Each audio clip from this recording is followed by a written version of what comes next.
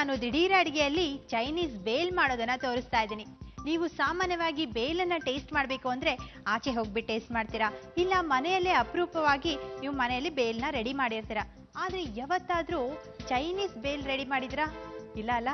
ಬನ್ನಿ ಇದನ್ನ ನಾನು ನಿಮ್ಗೆ ಹೇಳ್ಕೊಡ್ತೀನಿ. ತುಂಬಾ ಸುಲಭ, ಯಾಕಂದ್ರೆ ನಾನು ಇದನ್ನ ದಿಢೀರ್ ಅಡಿಗೆಯಲ್ಲಿ ಮಾಡ್ತಾ ಇದ್ದೀನಿ. ಸೊ ಇದನ್ನ ನೋಟ್ ಮಾಡ್ಕೊಳ್ಳೋಣ ಅಲ್ವಾ? ಇದಕ್ಕೆ ಏನೇನ್ ಪದಾರ್ಥ ಬೇಕು ಅಂತ ನೋಡೋಣ.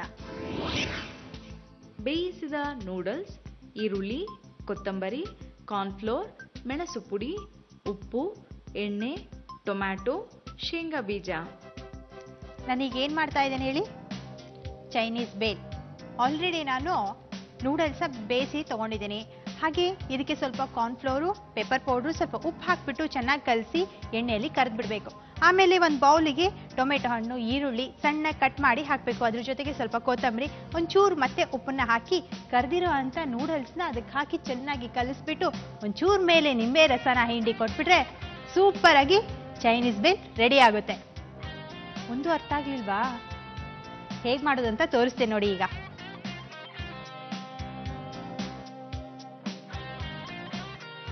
ಈಗ ನಾನು ಏನ್ ಮಾಡ್ಬೇಕಂತ ಹೇಳಿದೆ, ನೂಡಲ್ಸು ಬೇಯಿಸಿ ತಗೊಂಡಿದ್ದೀನಿ. ಈಗ ಏನ್ ಮಾಡ್ಬೇಕು ಅಂದ್ರೆ ಫಸ್ಟ್ ಎಣ್ಣೆ ಕಾಯಕ್ಕೆ ಇಟ್ಬಿಡೋಣ.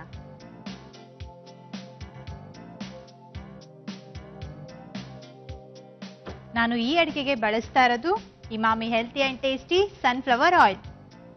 ನೆಕ್ಸ್ಟು ಕಾರ್ನ್ಫ್ಲೋರ್ ಅನ್ನ 1 ಸ್ಪೂನ್ ಅಷ್ಟು ಹಾಕೊಳ್ಳಿ.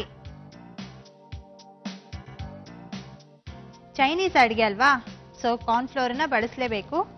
ಹಾಗೆ ಪೆಪ್ಪರ್ ಪೌಡರ್ ಕೂಡ ಹಾಕಿ. 1 ಸ್ಪೂನ್ ಅಷ್ಟು ಹಾಕಿ. ಒಂಚೂರು ಉಪ್ಪು,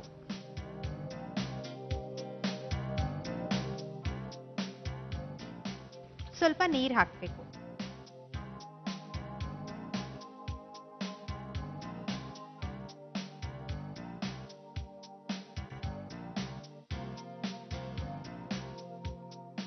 ಕೈಯಿಂದ ಗಂಟಿಲ್ದೇ ಇರೋ ಹಾಗೆ ಕಲಿಸ್ಬೇಕು.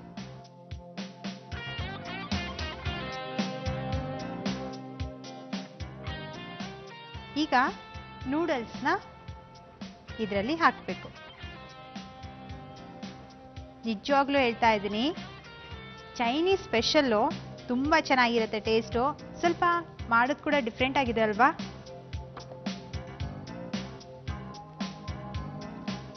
ನೋಡಿ, ಈ ತರ ಕಲಿಸ್ಬಿಡ್ಬೇಕು.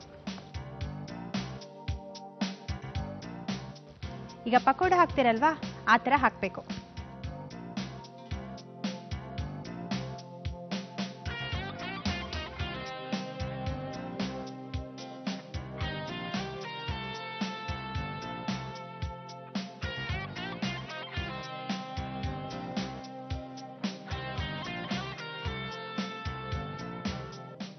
ನೂಡಲ್ಸ್ ಇನ್ನೂ ಸ್ವಲ್ಪ ಕ್ರಿಸ್ಪಿಯಾಗಿ ಆಗಬೇಕು. ಅಷ್ಟರಲ್ಲೇ ನಾನು ಟೊಮೆಟೊ ಹೆಚ್ತೇನೆ.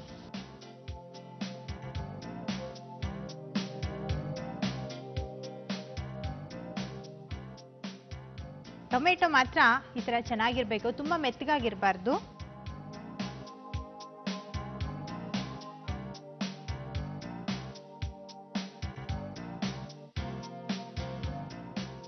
ತುಂಬಾ ಮೆತ್ತಗಿರೋದು ಅಂದ್ರೆ ತುಂಬಾ ಹಣ್ಣಾಗಿರೋದು ಹೆಚ್ಚಬಾರ್ದು. ಹಾಗಂತ ತುಂಬಾ ಕಾಯಿ ಇರೋದು ಕೂಡ ಬಳಸಕ್ಕಾಗಲ್ಲ.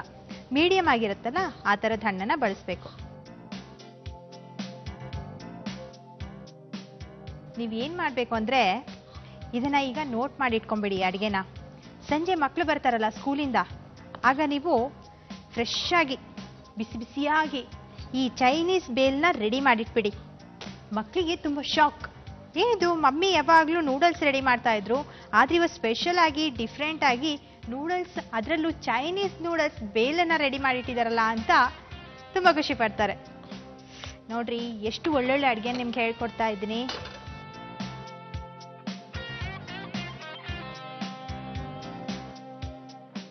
ಈಗ ನೂಡಲ್ಸ್ ಎಲ್ಲ ಚೆನ್ನಾಗಿ ಕರ್ದಿದೆ ಎಣ್ಣೆಯಲ್ಲಿ.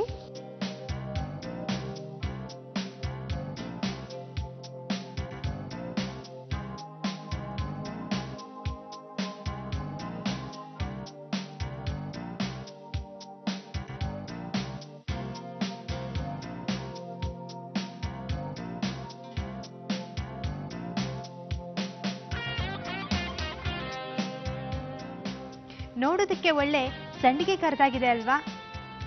ಬನ್ನಿ ಮುಂದೆ ಏನ್ ಮಾಡ್ಬೇಕು ಅಂತ ಹೇಳ್ತೀನಿ. ಈಗ ಈ ಬೌಲ್ಗೆ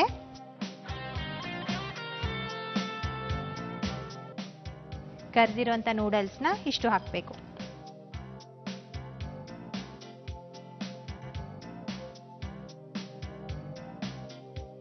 ಹಾಗೆ ಪೆಪ್ಪರ್ ಪೌಡ್ರು, ಉಪ್ಪು, ಕಾರ್ನ್ಫ್ಲೋರು ಎಲ್ಲ ಚೆನ್ನಾಗಿ ನೂಡಲ್ಸ್ ಜೊತೆಗೆ ಬೆರೆತು ಕರ್ದಿದೆ.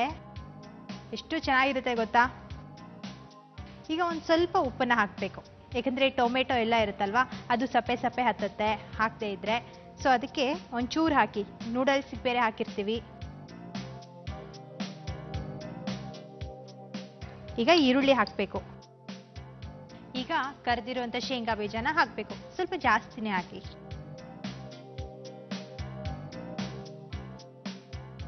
ಸ್ವಲ್ಪ ಕೊತ್ತಂಬರಿ ಕೂಡ ಹಾಕಬೇಕು.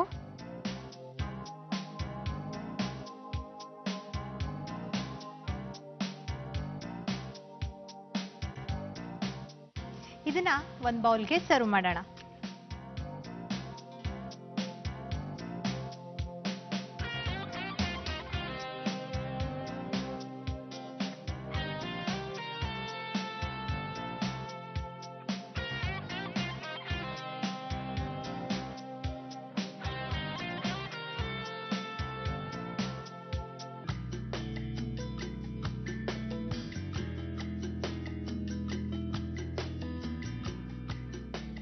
ಈಗ ಕೊನೆಯದಾಗಿ ನಿಂಬೆ ಹಣ್ಣನ್ನ ಹಿಂಡಬೇಕು.